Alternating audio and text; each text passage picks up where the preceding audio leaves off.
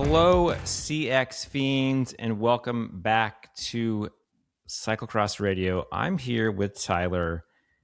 No Bill today. As you probably read in the latest field notes, he's somewhere in Belgium, probably sleeping as we speak. So it's me and Tyler tonight, and we're going to get into the first quarter of the Kerstperiode. Before we do that, though, I'm going to try and do an ad read, guys. So bear with me. As you all know, Carouse and Hammerhead sponsors this podcast, and they have a brand new computer, the Crew 3. It's pretty awesome. I'm going to say I have the second version. It's great. You know I like it? Because it's got a big screen. You know what a big screen works for? Old eyes. So I can see all my data, but I'm doing my Bandit Cross races. I can see that awesome power I'm putting out for 0.25 seconds before I hit a turn. So they're supporting the show. And so what we're going to give to you, if you go ahead and buy a Crew 3, if you get a heart rate strap, which is my favorite heart rate strap, you put that, Tyler, where do you put that heart rate strap? In the basket. You put it in the basket. Use the code at checkout, CX Radio, and that heart rate strap is free. So, folks, get a computer, get a heart rate strap, get one for your loved ones during Christmas. That loved one might be yourself. I perfectly accept that. Buy one for your cat. 2 cats need computers. This is what you could do. You know what? You could buy a computer for your cat, and then you put a little collar and a little basket on your cat, and then you take him for a walk. And then you wear the heart rate strap, and you guys are both using both items, and you're getting a walk and you're getting a workout. If you don't have a cat to walk, which is weird, you could walk your dog. Anyway, that's it. That's my ad read. Hope that was good, folks. Bill, I hope you approve, and maybe you'll cut it out and add your own. But Tyler, hello. Welcome back to the show. Thanks for having me. I'm on the Hammerhead website, and I want to confirm. Okay, what did I mess up? Is the lotion a product that I buy? Or does it come separately? Do you remember Yeah, it's the PR lotion, I believe it's called, or is it the Amp lotion? Amp Human, Amp Human or whatever. Did you ever use that? It's a lotion with bicarb in it. No. My issues were could be solved well before I could get to bicarb. There's a lot more big boxes that we could tick before we went down that rabbit hole. Look, Tyler, we were just discussing in the green room golf, and we were talking about all the, the hard work you have to do to actually get better, and that most people just want that one pill, us included. Yeah. And you're telling me that some lotion I slather on my legs 10 minutes before a bike race is not going to help me? It might. I cannot confirm or deny if it does, but I just wanted to make sure I had it right when I'm looking at adding a Karoo here to my cart. I got the heart rate monitor, but I just wanted to just check if I was missing the lotion, if it came. I think that's maybe a bonus. Okay, gotcha. I will look to get that in then. I will say I did use I don't think it was called, what was it called? Amp? It was like it changed names. I did put the lotion on pre-COVID. Yeah. It must have been a placebo thing. It made my legs all tingly. I swear it worked. Okay. I had some really good race results when I used it. I don't know. I kind of miss it. I kind of want to try it again. Not that I do a lot of racing these days, although I did race Bandit Cross CX Miss last night. Nice. Got a shirt at the race. Maybe it would have helped last night. But I was excited to come onto the podcast and tell folks that I raced a little cyclocross. And Tyler, I'm in the no training. I'm the no training cross season. I raced 4 times, 0 training. And literally the only time I get on my bike is when I race cross. And I want to say it takes about 4 races until you don't feel like complete death after a minute. So is that that's the over under is at what, 3.5? And then by 4, you're good. You're good. You're going to suffer, but then you kind of have fun. I was having fun, ripping corners, going a little faster. My tire pressure has dropped the entire 4 races. Like at the beginning, I was like, I don't remember. and then each race I was like, let's a little lower, a little lower. Yeah.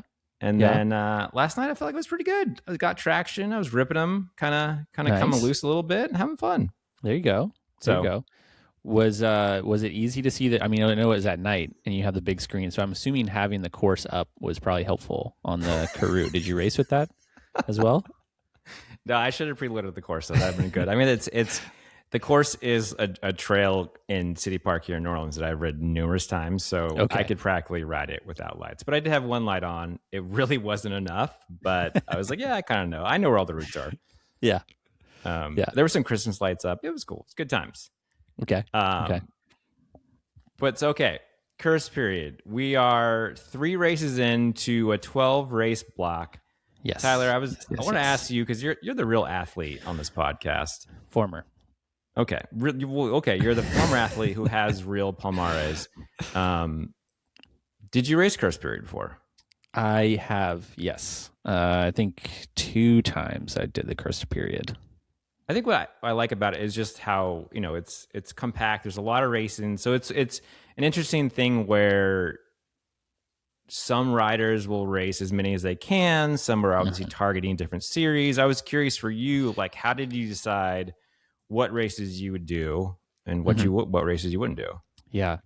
The first time I did the Kerstperiode, it was really a trial by fire. I think I did every race.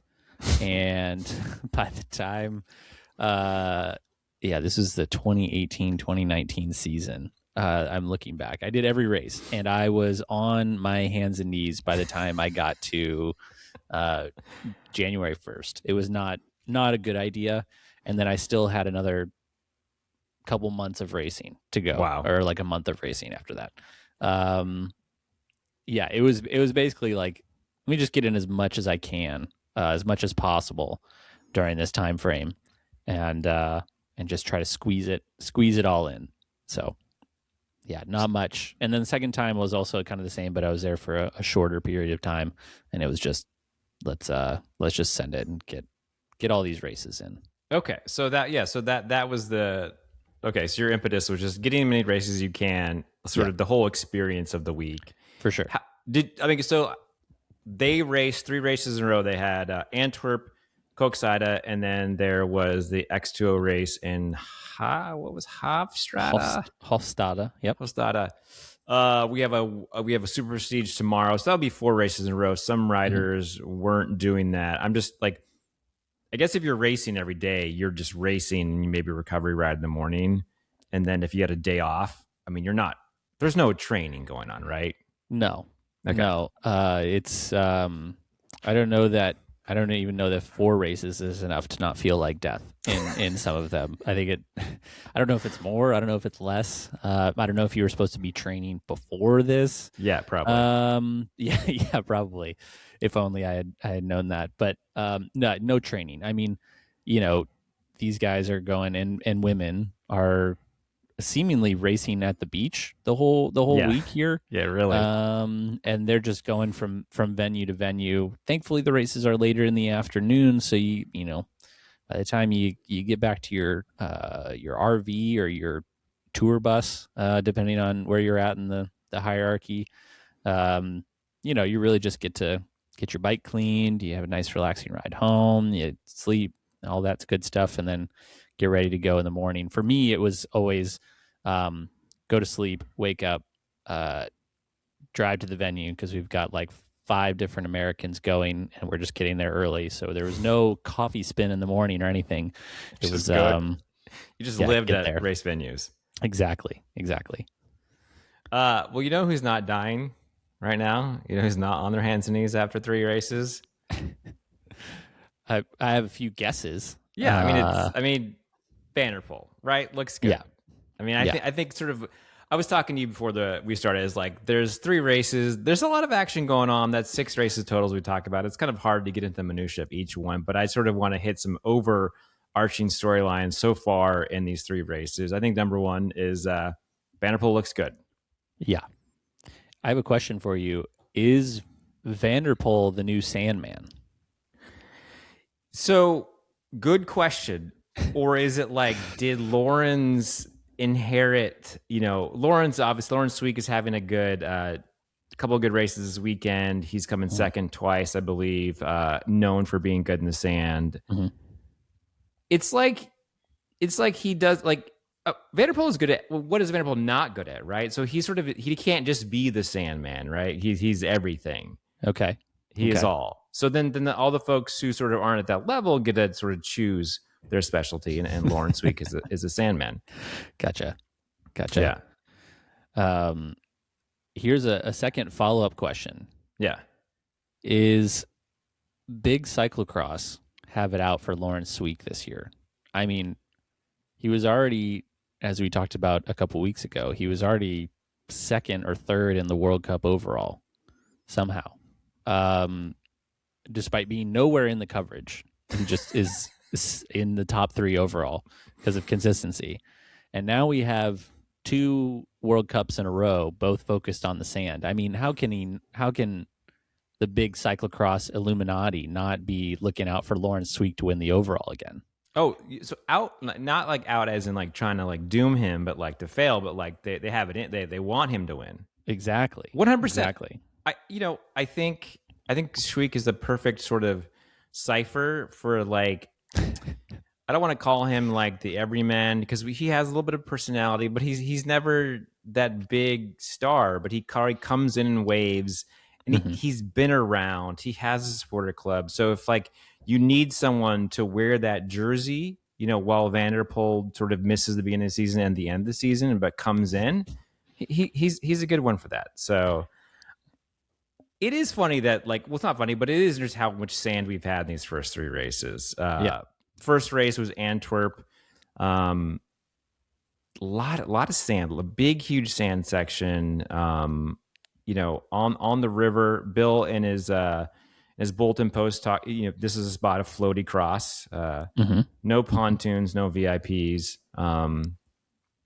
But yeah, Vanderpool kind of he was in the race for a little bit and then immediately just went. Yeah, he didn't hang around for a while, and I wonder if that's. I was kind of wondering as I was watching the race, is that the Wout van Aert effect, where if Wout is involved, then Vanderpool is just gonna go to the front and go as hard as he can, or is it because I feel like you've seen him like in Namur the week before. He was kind of, I don't know if he was biding his time, but it was not a blowout of a race by any means, and maybe it's just the nature of that course. But in this race, he seemed to, him and Tibor sitting on the Alpecin bus ahead of time. Maybe they rode together in the Lambo over to the venue, and with the Christmas tree, on top. And did they talk about doing the Saturn sit up there through like the first section? Like, I don't know. Vanderpool was gone ahead of time, and it was just not that you had to turn off your TV because who knows what could have happened, but still, it's kind of decided just by the first couple of corners. And I don't know if that's because Vanderpool is just instantly stronger when Wout or is in the race or he's got a point to prove or what. But there wasn't a much contest the last couple of races here for the number 1 spot. Yeah, I think that's interesting. I think my thought is that Namur was for his first race back, and that's sort of like, let's feel it out. Also a more difficult technical course where you can get some things really wrong and crash pretty hard. Yeah. And then Antwerp, he's kind of got that in his system. And I like this idea that Wout there is like, I gotta go. I mean, I don't know where I'm seeing this on the internet somewhere saying that Wout's biggest, what is this? I saw this meme somewhere about Wout Vanderpool is his secret lover. No, not secret lover. I don't know. There was something funny about Wout and Vanderpool about how they. I'm sorry, I'm completely getting this wrong. Someone's going to tell us in the comment on it. But anyway, I can see how they're like magnets, and so when the opposite sides, and so when Wout's in that race, it propels Vanderpool forward. He has to make it hard. Who else? Let's see, Antwerp. Let's see. Let's go to that race. Where am I at? That was the surprise. Again, Lawrence Sweeck, the cyclocross Illuminati wanted Lawrence to be in the World Cup overall. And that was where Tebow was there, and I honestly expected, like, okay, we're going to get another battle just like we had at Namur. Tebow won't crash himself this time. That'll be great. And then Tebow just was nowhere to be seen. And we had, Lawrence and Emil, and Niels String. Vanderputte, chasing at the front, and Tibor kind of in the mix there with Wout. And it was, it was like an interesting battle for second. And Lawrence came out ahead, which I feel like, again, it's a sand race. It's what he excels at. But Yeah, you kind of know that's coming. Yeah. And then his teammate too, coming in third. Yeah. I think Emil Verstringer, right? Was really first good race on the podium. I think he's been on the podium in a World Cup before. I was looking at that. But yeah, Tebow doesn't like sand. I didn't know this. Apparently, this is known. Jan Buxton, I don't know if you're in the Slack, but Jan Buxton is the Six Bulletin encyclopedia. Mm-hmm. He's got all the stats, all the knowledge. He's called it before that Tebow doesn't like the sand. I think we're really seeing that these last two races. I want to see Emil in World Cups. He got second at Dendermonde last year. Antwerp third, though. That was a good finish for him. So Tebow doesn't like the sand, so he's not in that picture at all. We don't get that Tebow Van der Poel rematch.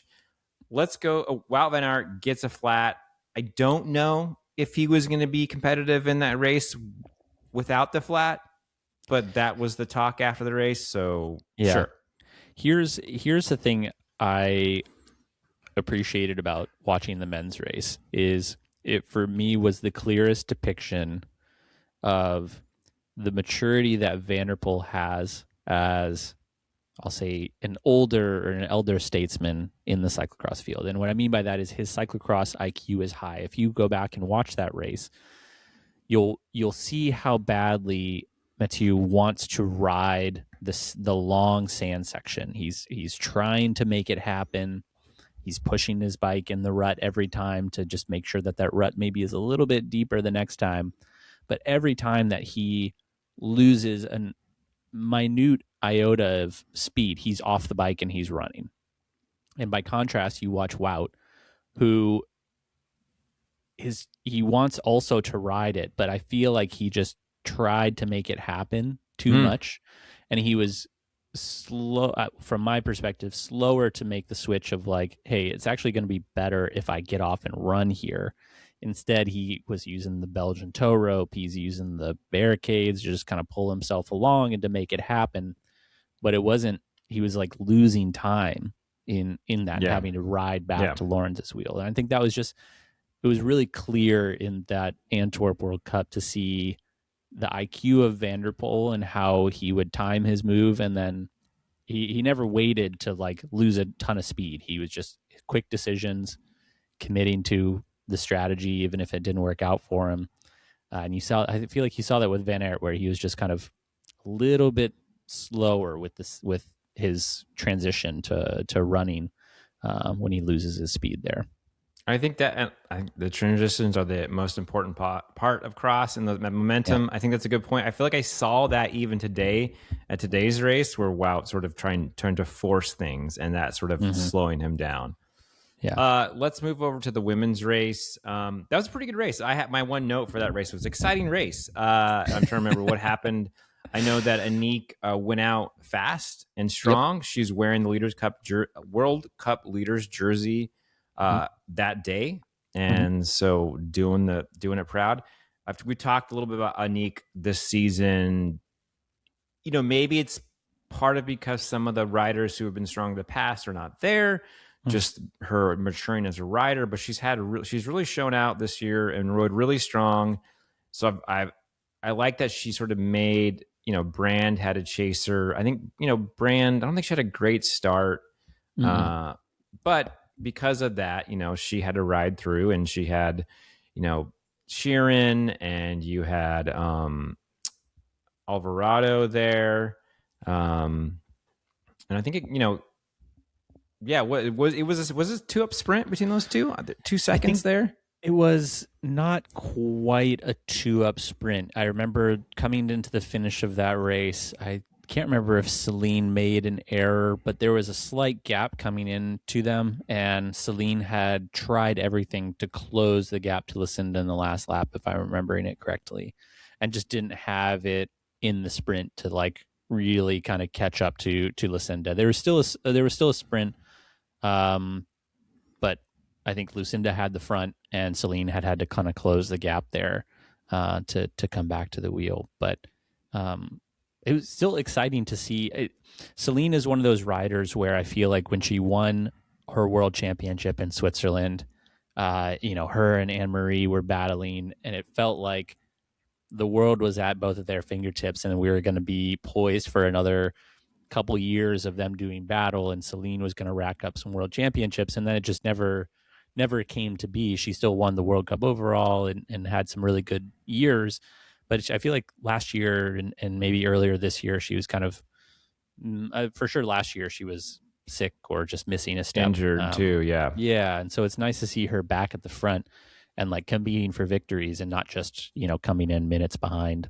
It is. I think she is like almost not all the way back. It's interesting because of how dominant Brand has been, and you're like, okay, well, let's put a dominant Celine against where Brand is now, and we would love to see that, but we don't have that, right? This is what we have right now, and I think that seeing Celine after these races this season, like every time she was on the podium, she's like super excited. Like the vibes are good, and it feels like she's moved past some of those injuries, even though she had a little injury early this year.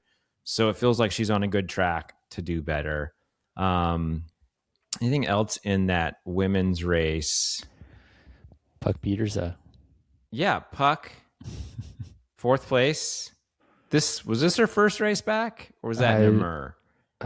She did race Namur, yeah. Fourth, and then 5th in Koksijde. So, go ahead. No, I was just going to say, I mean, it's exciting.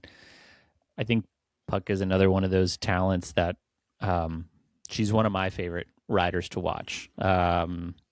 And I was excited to see her at the front of the race. Sometimes these riders, it seems like they're the big names. They maybe have a couple of races that they need to ease back into things. But I was excited to see her already moving up from 3rd, 4th row to get up in the mix pretty early on.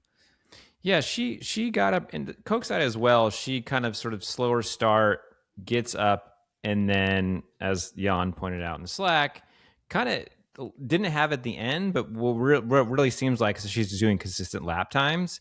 So it's like she's got a good diesel motor right now, but maybe just like, she ended her mountain bike season. I'm sure she started, took a little time off, probably did some base miles, just kind of getting that fitness back or whatever they do. I don't know if they do base miles yet, but clearly we don't know about training for cyclocross as evidenced by our earlier conversation. So yeah, we really don't know what they're doing. my guess as the uneducated is that like that top end stuff, that sort of like a bunch of like efforts in a row, like with short recovery, not quite there yet, but that stuff I feel like Puck is a world-class athlete, and that comes quick.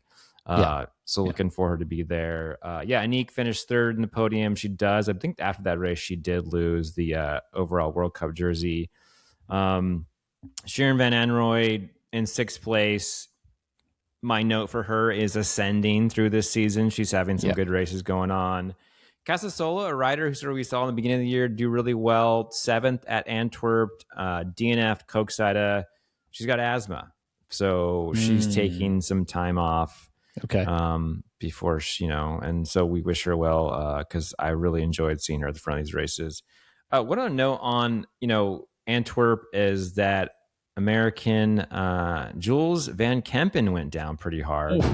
Someone we've talked about on the podcast a lot, and he was on the live stream on the ground, and everybody sent Lauren Zorner messages on Instagram, and she's like, this is not the thing is like, and you will know this is like at the States, she finishes her race, she's watching the men's race. But of course in Belgium, right, you got to walk somewhere and come back. So she's like, I have no idea what's going on. Quit scaring me. I don't think, you kind of saw the crash. They did replay it, but you just barely catch Jules in the background get kind of catapulted and hit pretty hard. It was good to see that he was banged up and okay, because when he was on the ground, I was like, Yeah. that's got to be such a bummer to come from nationals, had a good result at nationals, and then show up and in your first European race just have a big crash like that. Glad to see he's okay. Hopefully he'll be back to racing here soon, because yeah, it's a long way to travel, and it would just be such a bummer to be he'd there rather and be not on be his able to hands race. and knees from racing, not from Right. crashing Exactly. at the first race. Exactly. So, all right, what next up? We had Koksijde, Yep. another World Cup, another sand race. I'm going to say this at the beginning, and I don't know that I like Koksijde. Okay. I Why? feel Yeah, like tell me why. I feel like there are spectacle races, and then there are like courses for like tactical racing. Okay. And Koksijde can be tactical sometimes, but it just feels like it's a lot. I mean, I say this, and there were battles for like third and fourth, and like in the podium. But it just kind of feels like this is an effort. It's just an effort fest, and who can Yeah. like get through it. And Bill had some interesting notes about changing the course, but I feel like I'm not as excited about that race. Whereas like even though Zonhoven, I like Zonhoven, it has these like pretty scary shoots in the sand, but it does has other racing around it, so it's not all one thing the entire time. Yeah. Do you feel that way because of how both races played out? Have you watched other editions of Koksijde and felt like, okay, this is more my speed, and now it's just disinterested? Okay. I think that's probably part of it. It's recency bias here. Yeah. Yeah. I feel like I'm thinking of like very close races in the past, probably with Celine, I think is when I'm thinking of, and where so it's like those uphills, and like then if you like the first rider brake checks or just has a stop, it jams everybody else, and that changes things. But I'm less on Koksijde now. I'm not feeling it as much. So just want to put that out there. Haters want to say I'm wrong. That's cool. Not haters. If you all listeners have opinions, I'd love to hear them. Yeah, leave a note in the comments. Get that engagement up. What did you think of the course updates? Honestly, I couldn't even tell. I don't know. I can't tell. It's all just one sand. So maybe maybe I can't. I just like, it's just a bunch of sand. Like, I don't know. You tell me. What did you think about them? I thought it was interesting. The start used to be on, I believe it's part of the like an air base that's there. There's some sort of special, I think, dispensation that the race has traditionally gotten. They moved the start to the road that is, I don't know, I don't remember what road it was, but basically they're going closer to the ocean, so on the public side. So they have that road. I felt like the course, to your point, was the sand sections all kind of came one after the other, and it almost, the way that the cameras were set up, it almost felt like they sort of did this little opener loop. They kind of went up the first run up the same way that they normally do, but came around it from a different side. And then they, instead of dropping straight down to pavement, they dropped down through the sand, made a right turn at the bottom. And then they had a short break to then go along the traditional dunes. And yeah, it just seemed like the whole time it was like, man, did they ever get a break? Like, I mean, I did that race one time. That was plenty. And I felt like I at least had an opportunity to pedal a little bit in between, instead of just running with my bike, because it is different, slightly different sand and soil. It's not, volleyball pit sand. Right. But I feel like that race is one, not only is it just an engine effort fest, but if you can't ride sand being like the 2 to 2.5 inch rut, then it's going to be a bad day for you, is essentially how that course is played out. So, I mean, I thought the course was kind of interesting, but it did seem like we got the highlights in there, but it was just really sand the whole day, except for the start finish, which maybe lent itself to less interesting racing when you have someone like Van der Poel or Lucinda Brand out front. Lucinda Sand. She said she wasn't a fan of the sand in her interview. Did you catch that too? Or no. am I okay? Like, she wasn't a fan of like just sand in general, or the sand that day. Well, I can't say if she's going on beach vacations or not, but I mean, she's like, oh, I'm not like a big fan of the sand riding. And then she proceeded to destroy everybody Yeah. Well, again. it was on her. Apparently, it was on her checklist of races to win. She hadn't Mm, won it, and so she's checked it off. She's kind of checking off a lot of things this year. yeah. Um, so yeah, I mean, I'm trying to think of like what are the other storylines in Koksida. Anything else, was interesting? I have no notes. I must have just woken up for the women's race.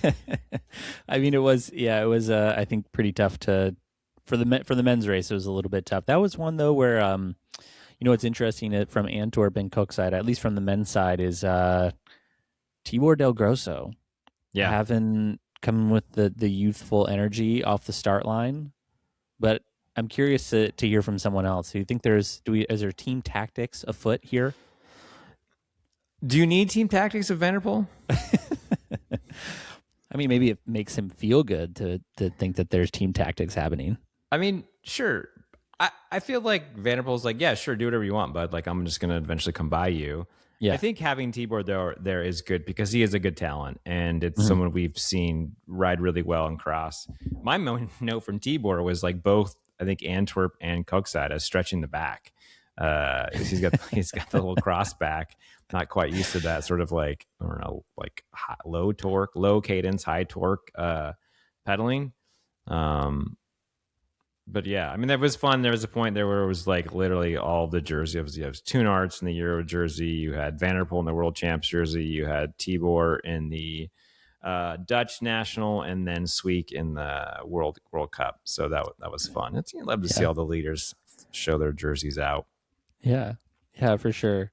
I've also enjoyed in the women's race, especially these first three races of the Kerstperiode, seeing the little Balwaza team dynamic at the front. It's kind of fun to see Shireen come back. As you said, she's ascending into form after being injured. And I mean, second at Koksida, and Celine also having another great race coming back. But yeah, it's cool to see Shireen and Lucinda. Not that they're playing team tactics, I don't think, but they're kind of, I think maybe Shireen is benefiting from having a strong teammate in Lucinda to be able to play the teammate card here and there. Well, yeah, I mean, it's, sometimes you can, I don't know what race it was today or was it yesterday, where it's like, yeah, like, okay, my teammate's at the front. So if she's with Alvarado or Anique, it's like, well, you going to chase her down? Like you are the one who actually has to close that gap. Like, I mean, eventually then, if they tire them out, then they come around. Maybe I'm thinking of sort of Monin at today's race, but yeah, Shireen's riding really well. I think talking about team tactics with her, it's interesting because now I'm thinking about gravel worlds, right? Where there was sort of a hullabaloo where Shireen made a last moment attack, and then it was ex-cross racer Yara Castelline who pulls like Voss and I'm blanking on her name. Lorena Wiebes. Yes. So I'm like, is that situation going to play out? Are we going to have a race where Shireen's off the front and she's like, yo, Brand, like, don't chase it back, like make them work. And Brand's like, no, I'm Miss Pac-Man, I'm gobbling all this shit up. Like, I got to win them all. But I think I was trying to think, Zolder, I say Brand's not racing Zolder. I was like, maybe Zolder would be a chance for Shireen, but I don't see Shireen on that start list unless she's farther down the rankings. But yeah, so Shireen's coming up. She's moving up, also not having to start as far back. I think her first race, she started on the last row. Was that Namur? Ooh, might have been. She had started on the last row because, let's see. Oh, Tabor, I think she started on the last row. So she's got some races on her belt. She's, 3 podiums. So she's moving up in the rankings. So that's going to help her out. Yeah. As you said, ascending throughout the season there, and those, especially too with the World Cup still doing the World Cup points for call-ups, right? And so it's only going to help her from here on out racing the World Cups by getting that front row call up here and there. All right. So Coke Cider, done. We did that. Yeah. Can I ask you? Well, Yeah. maybe we'll finish something real quick before we go on. I was looking at, because you're the streak master, and they were talking about who's won these different races the most. And I thought it was interesting looking at Antwerp. Can you guess who has the most wins at Antwerp? Male or female? Male. Who has the most wins? Mm-hmm. Sweek. It is Mathieu van der Poel. Okay, probably. Can you guess how many wins that he has? Oh man, I feel like they didn't race there a lot, so I'm going to guess it's 4. You'd be almost there. It's 8 times that he's won at that course. Okay. 3 DVV series, 1 X2O, and the 3 World Cups that they've had there. He has won all of them. He wins all of them. Yes.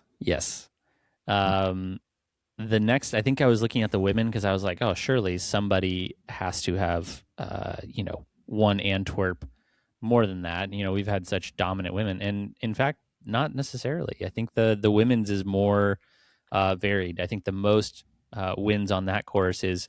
Can you guess among the women who has the most wins at Antwerp? Very famous sand rider. Yeah, there you go. I didn't even have to give you a hint.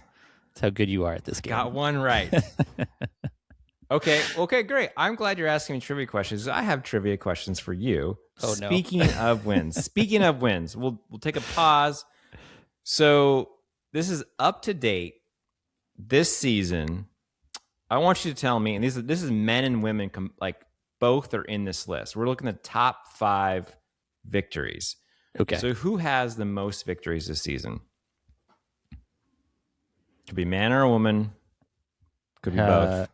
In cyclocross specifically, or across all disciplines? Yes, this is a Cyclocross show. Yeah.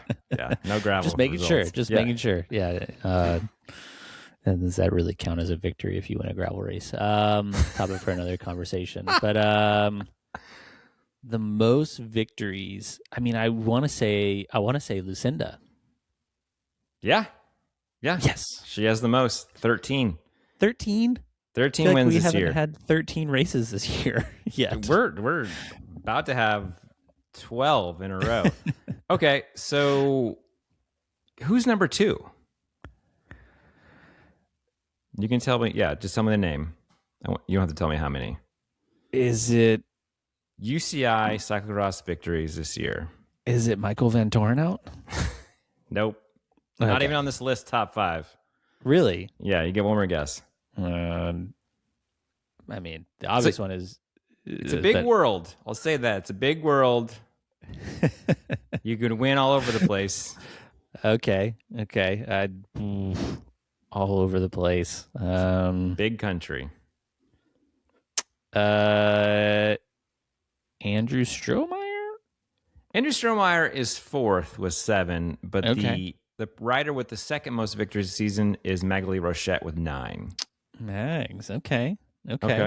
So, so you've got Strohmeyer. He's got 7 and 4th. Zemanova, she's got 8. Okay, nice. We got Thomas Mine, Andrew Strohmeyer, Eric Bruner, Lizzie Gonzalez with 7. Nice. And then at 6 victories for 5th place is Gonzalo Macho, Lucia Gonzalez, and Alicia Frank. So very cool. Van der Poel not on that list yet. He can't win everything. So, well, he's not doing enough races to even come beyond the list. It seems like. So. I mean, he could. Well, true. I mean, if he does all 12, I think that's his plan. He actually would not have more than Brand. So, in that sense, she'll win that little battle. He's living out just the eternal second, just like his grandfather. In that respect category. In that one. Well, there you go. All right. So Coxide done. We had a race today, X2O race, Hofstrad. Mm-hmm. They said they hadn't had a race here since the 2008 or 9 Belgian championships. looked like 3 or 4 other race venues we've seen before, which is fine. I kind of like these venues. Also, on a body of water, you have a section where they ride on wet sand, and then they have some dry sand and some U-turns in the dry sand. Mm-hmm. Then they're kind of up and down in the woods and on tacky mud. So not a bad. I enjoyed watching this race this morning. Sort of I think Helen Wyman said a bottom heavy field where sort of all the stars, the toppers, the sub toppers kind of sat this one out. Mm-hmm. But Brand was there, Shireen was there, we had Monenbacher there. So we had a good race. I was saying earlier, it's interesting, right? So Brand chooses to race this one. She's not going to be at Zolder. She is leading the X2O. So it kind of makes sense that, as riders choose like what races they do during the Kerstperiode, some riders are like you and they're just crazy and they're going to race all of them. Some riders are like Vanderpool where they're like only racing during the Kerstperiode, so they're going to race all of them. And some are like, yo, I didn't do good at Koppenberg. X2O is a time series. I'm going to bow out, maybe get a coffee spin on Monday. So we saw riders like Verdon Schott, who was up there, who we haven't seen, who also has said that she's going to retire at the end of this year, which is kind of a shame. Yeah, she's had the common thing, the iliac artery issues, right? Okay. And I guess they get the surgery. Yep. And I think it didn't quite work, or the power just didn't quite fix the problem.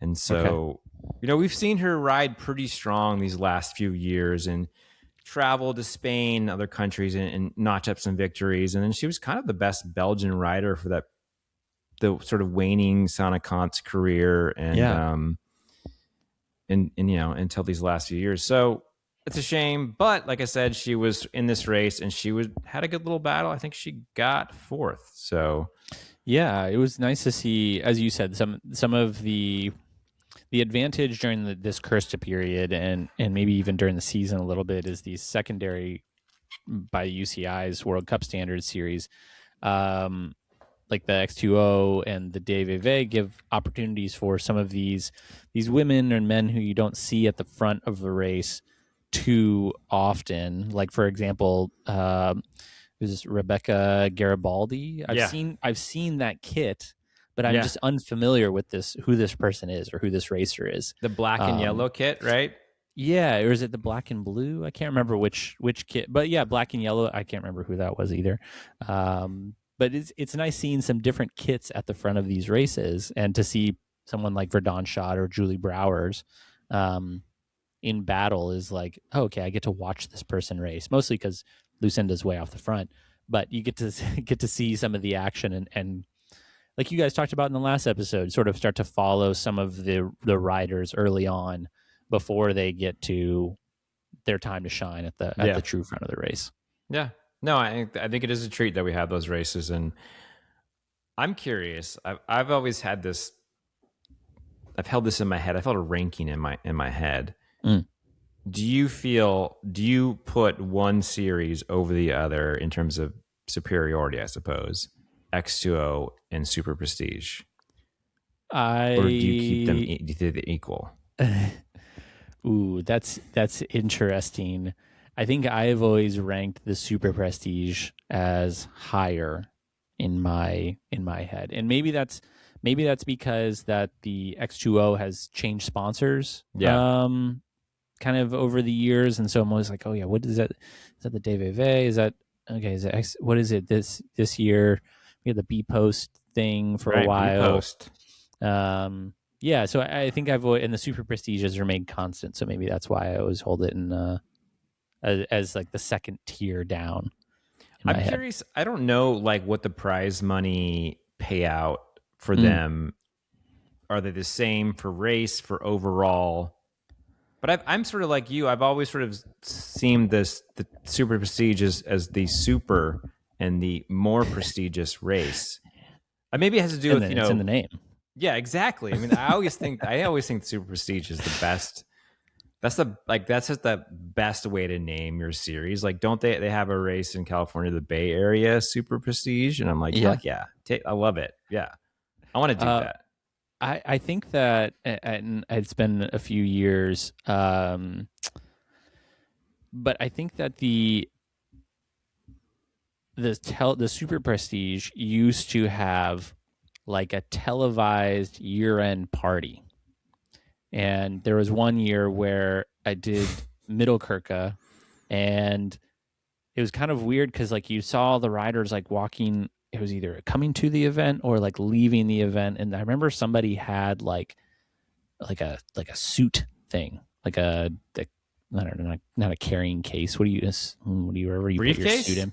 No, not a briefcase. You know, Oh, like like when you what get you back from the put? dry cleaners. Yeah, yeah, yeah, You're yeah, yeah, traveling, yeah. whatever that's called. They had one of those, and I was just like, what the hell is happening? And I guess there was later on TV, we saw that like, oh, there is a super prestige like end of year. Like maybe they do for something like The Bachelor or The Bachelorette, where they have all the cast and people come in and just talk about the races. So I don't know. Maybe that's why it's a bigger deal. I just looked up. They have 25,000 euros for the overall payout from Gemini here. Yeah. So sorry, that's 25,000 euros for the first place overall, and then 16 and 10. So maybe there's just more money behind it. Not too sure. What's the payout for the X2O? Why don't you ask Yeah. your robot friend that? Let's see. 30,000 is what the AI overview provides. Okay, so maybe a little more. Yeah, top eight finishers. 30,000 for the first, 15 and 10, and it goes from there. So Porta Potty's paying out more. So maybe the Super Prestige is it's just cruising on the name, and they need to up those purses. Anyway, we're talking about Super Prestige. We don't have a Super Prestige race until tomorrow. That's older. Yeah. Hofstadter. So Brand wins again. That's 3 for 3 in the Kerstperiode. Shirin in second, Monenbacher in third. That was a good race though between those two. I think. I mean, Monenbacher was up there early, chasing Brand down. I think she actually had a lead in the beginning, and Brand had to chase her down. Yep. Obviously, we're fans on the podcast of Monenbacher, so good to see her ride well. Any thoughts for you on the women's race there? The note that I have from the Hofstadter race was shake and bake, and I was thinking about kind of creating a meme of little Talladega Nights meme with Lucinda and Shireen's heads over John C. Reilly and Will Ferrell, because there's definitely, as I alluded to earlier, it seems like there's a little bit of shake and bake action going in here, and I just wonder if maybe Shireen, maybe she doesn't like finishing second. Maybe she needs to go out on her own and experience a win. Who knows? Well, just something to keep an eye on. Yeah, definitely. Also, I have written down here that because of the riders who didn't do this race, it's a time series and Brand is dominating, but Backer's now in second. The second, third, and fourth didn't show up. So she's now in second, 9 minutes behind. And I think the most you can lose on a race is 5. It used to be like 5 minutes, where like if you just didn't, you don't show up. So does that mean like when Vanderpool comes to an X2O today, he just starts 15 minutes behind? Ooh, I don't know. I feel like we've had this discussion on the podcast before. I don't remember anything after I say it. So, like maybe we've already solved this answer, but if you're a new listener, you're excited to hear this discussion. Yes. So who knows?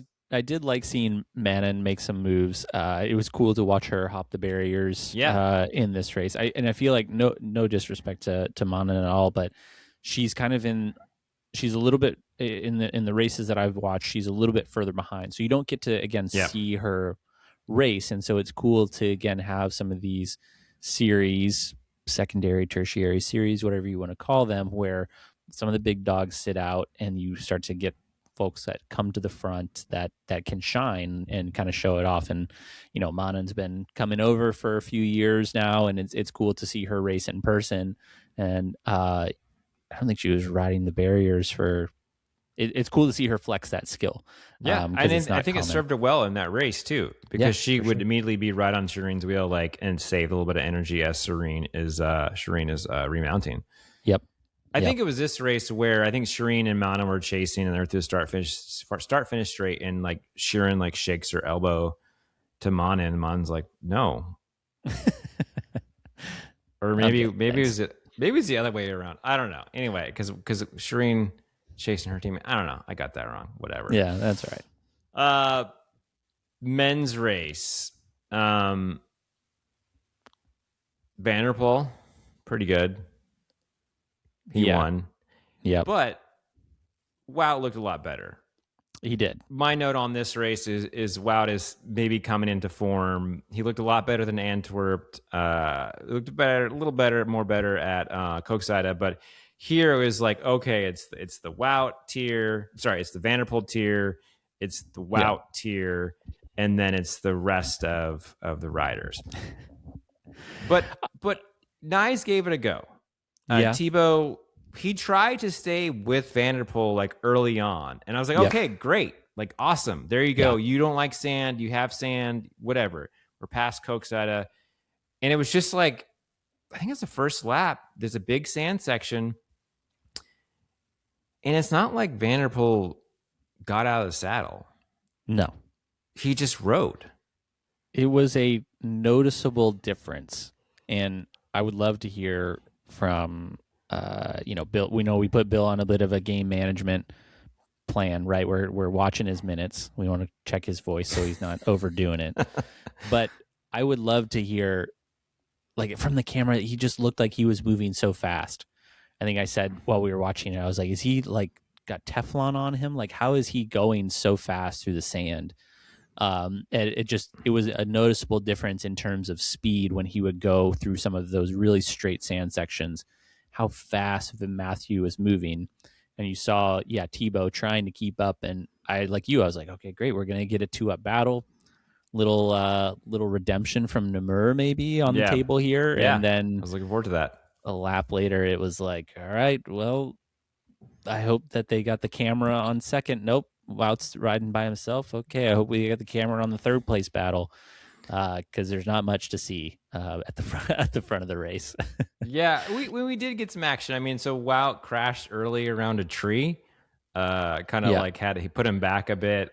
They also, the cool thing about this course was there was the Blanca Voss line, from the Ostenda Worlds, where you could ride out wider along the wet sand and then cut across. And Vanderpool did that a few times. I think early on he maybe gained a few spots, but towards the end of the race he went back to the sort of the shorter line, but because there was a big rut there. So we had that. Let's see. I mean, Nyes, I will say this for Nyes, he doesn't like sand. He crashed twice pretty badly, but was able to sort of like to always come back, put in some fast laps, got back in that hunt there for the battle for the podium. We didn't get to see, like, Thibaut. It was down to Thibaut and Niels Van de Put at the end battling for third, and Thibaut was doing some pretty. He was taking some maybe dive on. I don't know, like not dive on. He was taking the inside line. He was risking it. I feel like Niels Van de Put has sort of always been on the other side, whether it's like Lawrence or like. Maybe I guess it was Lawrence early in the season where he's always sort of like catching sort of someone's sharp elbow. But he got around. We didn't see this part. He got around and he beat Nyes in the sprint. I do. I still have yet to finish the race. It's okay. You can use. I deserve to have the spoilers on spoiled. The podcast about cross. Talking about races that I have yet seen the end of. I wish that they would have had a few more cameras around the race, because I felt like there were sections of the course that we didn't get to see. For example, there was like a long straightaway at some point, and then there was a section of stairs. And when they put the drone up, you could see like, oh, they're getting to the end of the section, they're dismounting. But then the next sight line that you have is another straight section or something like that. So I felt like I would have liked to have seen a little bit more of the course, and maybe that's just it was the disinteresting part, and we caught all the Yeah. interesting pieces. But the one thing I did notice from all the camera work was the crowds. All weekend, the crowds have just been like next level. I don't know if you felt like it was any different from the previous races earlier this year, or Oh yeah, for sure. I think that was yeah. my note. I think after Antwerpen's like, oh yeah, like I forgot how electric the crowds can be when these people are there, and it feels like Wout still is the bigger draw. Mm, Even yeah, though Vanderpoel is I guess because he's Dutch or whatever, and Wout is the Belgian, but. yeah, Yeah, I know. I think they're good, it does make it. It makes it as a viewer, from our perspective, watching here, even better. yeah, for sure. And it's cool too that how educated the crowds are when they show up. Like if you caught in Antwerp, Vanderpool had already basically won the race with 2 laps to go, but on the last lap, you still see all the people on the sidelines clapping, like appreciating what it is that they're watching. They're not booing Mm-hmm. him; they're still cheering for Wout. You heard that on the audio, but a very knowledgeable crowd when it comes to their cyclocross spectating, which is really cool to see. Most of them. Some of Most them are idiots. They're like the guy that downed a beer every time Vanderpool came by in Hofstadter today. I don't know if oh you no, caught that's that in the great. That's background. fine. That you're just supporting the sponsors. Yeah. No, well, the guy who at Hofstadter who blew a vape cloud into Vanderpool. Did you see that? I haven't got that far yet in the race. Apparently, I just got the guy in the background Oh. chugging a beer every No, time no, no. I Vanderpool mean, came past. well, that's the thing, though. Probably drink too many of those, and then you do the vape cloud thing. Yeah, So yeah, yeah, I yeah. mean, Vanderpool's coming right by, and the guy literally inhales and blows a big cloud of vapor smoke into Vanderpool, and it's just like, come on, man, Yeah, like not a good look. not a good look at all. And No. this it sort of ties into what Bill put in his bulletin about how at Cokeside they have securities that they have like moved the fans back from the barriers, Yeah, and I guess probably at Cokeside because maybe the riders they use their hands are on the barriers a lot in the sand, and so it's just kind of whether intentional or not, you don't get caught up in a fan, but still like that is the most like that's so cool about cycling, right? Is you can be so close to your star, yeah, and anybody can be there, right? Maybe football you're still pretty, in NFL you're still pretty far, you can get good seats along the 50-yard line. Basketball you can get floor seats, but those are all those are really expensive. Those aren't sort of accessible to the everyman, to every person, yeah, so we have this great thing in cycling, and you get these folks who just act like an idiot. And the stuff that's happened last year with Vanderpool, I know he's beer or piss or spit or whatever, right? hmm It's not a good look, man. No, no. Yeah, I mean, if a few bad apples act that way, then we can't have nice things, which is a shame because yeah, Bill's bulletin, the picture from 2011 of how close the fans were, and just having that right there, it makes it is a cool aspect of cyclocross that is hard to replicate across other sports. All right. We've covered 3 races. We're almost at an hour. Yeah, I feel like we did a good job. I wanted to at least have a show or two during the curse period. It's hard to get them all. We did get a question. Let me check my questions. Bill gets the most questions. Well, Grantstagram wants to know, should we all go to Turbocross next year? So I was going to ask you, did you watch any of this Turbocross? I have not yet watched Turbocross. It's on my YouTube feed, and I want to watch it, but I have not yet seen it. Okay, well, Spoilers are welcome. You can tell me about it. I don't know who won. I think it was like a skateboarder. I think I read this in Dutch or something like that. I don't even know who these people are. I know the average Rob guy, sort of, Yeah. who I think he's organizes it. Yep. I did see the woman Sheen or Fiend or whatever her name was who fell into the water. Okay. And yeah, it looks like they had sort of like barriers that got bigger, like really big, and they had sort of limbo style barriers. So yes, Grant, we should all go next year, and somehow they need to get sort of a North American cycling media influencer contingent. Let's get Kerry Warner there. Yep. Let's Yep. get us. Yep. Let's get Lauren Yep. Zorner. Yep. Grant, maybe Grant, you can go. Yep. Maybe they can do a relay. Maybe we can do a Ooh. pro and a not pro relay. That would be cool. Grant, you Yeah. can team up with Monin. Yeah. So another question, Jaden Kiefer, why are there logs? Why are there not logs? I don't know what this question's about, Jaden, unless he might be talking about our cross race we did last night. There were logs. We had to hop them. They weren't very big. It wasn't an issue. It doesn't matter. It's like if you get fifth out of 5 people, you don't tell people how many people are in the race. You just say, I got fifth.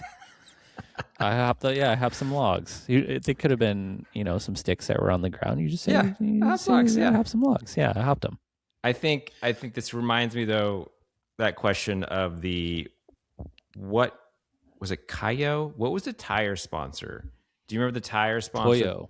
Toyo tires. Yeah. Bring those back. Yes. Damn the UCI. Yeah. Let's bring back more interesting barrier formats. I mean, it's just, again, we're always, I think you guys talked about this at the time, the struggle to find non-endemic sponsors.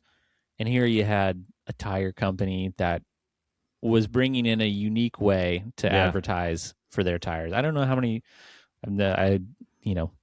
haven't gone looking for tires lately, thankfully. Maybe I should knock on wood, but I'd consider Toyo tires for sure if they had them in the size and shape that I need for my vehicle, just because they sponsored Cross. But hey, we can't have nice things because the UCI said that we can't have fun. So this is a very serious sport that we're doing. Yeah, this is the theme of the podcast. We can't have nice things. All right, I think that's it. Of all my notes I asked you all my questions. Well, who are your predictions then? Oh. So we have we're not even a quarter of the way through the Kerstperiode here. Yeah. But we have traditional. I don't know what your thoughts are on Zolder. I personally, it's a very long lap, but it's a fun lap from what I remember. Lots in the mix there. A little bit of stuff for everybody. I've traditionally been a fan of Zolder. I think there was just some iconic features of Zolder that watching it very early on stuck with me. And so I had a lot of, fondness for it. I think I'm less fond for it now. But you're one who's my favorite for tomorrow. Yeah. So, okay. I'm looking at the women's and Brand's not there. So front row, Inga, Marion Norbert Ribeiro, Anique, Casasola, who's not racing, Blanca Cadavas, Amandine Foucanet, Julie Browers, Elaine Clauzel, Lizzie Gonzalez, second row. I mean, I think it's Anique. That's my pick. Okay. Yeah. How about you? I think looking at this, I'm torn here between Amandine and Marie Schreiber from the second row. Yeah. It's more pedally, right? More pedally course. Yeah, more pedally. The skills sections are, once you kind of got them dialed, you got them dialed. So I'm gonna go Amandine from the the Arkea B&B's team to be no longer at some point.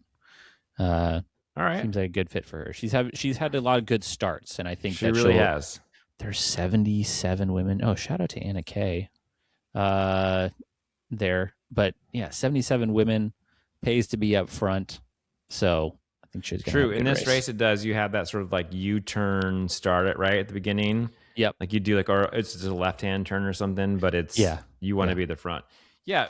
Shout out to some of North Americans. Lizzie Gonzalez, I think she's on the second row. Lauren Zoner, 18th. Nico Knoll. Who else do we have from the States? Emily Shields. Yeah. So we've got 77 starters tomorrow morning. Should be fun. Men's race. I mean, I know my pick right away. No sand. Well, some sand. Just not sand that you have to pedal through. Yeah. I think this is a Tebow Nice course. Okay. I think it's fast. I think he can go fast. There's no Vanderpool. We do have Wout, though, right? Yes, Wout is there. Is he? Am I not seeing him on this chart? Second there row. He is. Down there 13th. Yeah. I think it's going to be, man, just with how Wout raced today. Yeah. I think it's going to be hard to not look past him. And it's where he won. Did he win World? No, did he win Worlds there? Did he win there? I feel like he. No, he did win there. Yeah. That was where he stepped in Vanderpool's That was a wheel, allegedly. shoe race. Oh, yeah. I know why I like Zolder so much, because the very first Sven-ness I ever watched was the Zolder one. Okay. Like about episode the off-camber U-turn. Yeah, exactly. Yeah. So we've moved Zolder back up a tier in my rankings list. Yeah. I think it's hard to look past Wout. He seems to always have good memories there. And he was ripping today, so maybe a little bit less sand, a little more oomph, and I think he'll show up in his Red Bull F1 car that he put with his bike on top. Like he was teased. that real or was that AI? I don't know. It might have been AI, but it's AI. Either way, it would have been a cool flex for Vanderpool showing up in the Lambo. That's true. That's what up. So shout out some North Americans. Andrew Strohmeyer, second row. Who else we got? Right next to Wout. Dylan Zakrajcek, Cody Scott, Tyler Clark, Henry Coote. Yeah, Calvin Conway. Big group. Whoa. Okay. It says there's 100 people on the start list. Yes. I don't think there's going to be 100 people there. I think there will be close to 100 people there. Here's the thing about the Super Prestige. They don't have a separate U23 field. Right. And so traditionally this time of year, these races can be hard to get into if you don't register early enough, because all the U23 riders show up. And it's just an open system. The World Cup is closed. You have to be chosen by your federation, basically. But the Super Prestige or the X2O, you can just register. So, I think it will be. There's a lot of people. All right. Well, I'm excited to watch that tomorrow morning. Will you be up watching it as well, Tyler, or do you have family stuff in the morning? I might. Let's see. No one from my work listens to this. I have a tea time. But I will probably be watching it. I think tea time is until like 9:00. So, all right. Yeah, we'll be sorted by then. I'll catch the women's. You mentioned tea time, so we're going to roll the credits, Lenny. Okay. The podcast is over for all the CX fans. Thank you for listening. Try to get this up soon after Zolder. Okay, we can get down to the golf chat, Tyler, because I have you on, just me and you. Yep. You've got a tea time tomorrow. You've already played. You were in Florida. You played. Yep. How'd it go? It was for me personally, it was rough. I did get to play with family, which was nice. I have not done that in a while. But hit some rough shots. It was not my best showing. None of those rounds will be counting towards the handicap calculation. Not trying to inflate my handicap like some sort of a cheater out here, but what do you mean they won't be counting? Like you won't enter them? Correct. Yeah. So cheating would be making your handicap quote unquote worse. Yeah. So that you would get, if you entered a tournament, more strokes, you get more if you're strokes. Playing your buddies. Yeah. Okay. Interesting. I've got a handicap now. I finally got an official one. Nice. I'll say it on the podcast. I'll say it. It's 21.8. Okay. But I think that's a little low. Well, I had a really good round and I only have 3 rounds. So I know that because I golfed today and I didn't keep score after a few holes. I was like, nah. Well, that's kind of how I felt about my rounds in Florida. Was like, okay, this is hit some good shots, but there were a lot more bad ones in there, a lot of bad putting. But remember, the handicap is just your potential.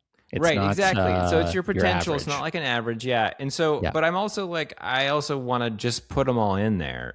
I just want to have. I don't only have 3 in there, so I need to like get more scores. I was like, just put it in. But then I was just like, I had a hole where I just all kind of dumb shit, just like that doesn't happen. And I was like, all right, I need to like either just do it or not. And I think after I decided not to keep score, I got a birdie. So I was like, well, what the hell?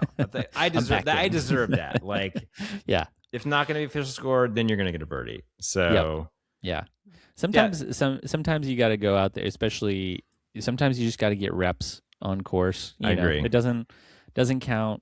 Just go out there without the pressure of trying to score or anything. You're just like, hey, I'm going to play. I'll keep score, but it's not for anything. But if you're starting out, throw it in there and see what you end up at. Again, it's not your next your round. average. I'm keeping score no matter what it is. I want to get the reps in there. I mean, like, I will not write anything down. I'll just know in my head. I'm like, all right, bogey, bogey, bogey. I'm just like kind of like, oh, I'm just bogey. If I'm at bogey level, I'm like, cool. I know what the score is. Like, I know where I'm at. Yeah. And then if it's like 9, I'm like, oh god. Okay, now I got to do some math. Okay, do I get the card out? But yeah, so the starter today said, do you go to the driving range a lot? And I said, yes. It's right there. And he's like, oh, they're going to close it for 4 months. Uh-oh. And I was like, well, I guess I'm just going to play a lot. So there you go. I'll get my reps in, and we'll just do that way. We'll learn the hard way. You haven't gone down the simulator rabbit hole. I have a little bit. Okay. Is that now part of the construction that's happening at your house? You're like, I should have done that. We need an addition. It's going to be its own simulator room. I took some measurements in the garage, and I don't think I can quite make it work. Okay. For the simulator that I would want to give me the Boast data. So maybe I'll revisit that if the driving range really is going to be closed for 4 months. Yeah. I personally wouldn't recommend it. I think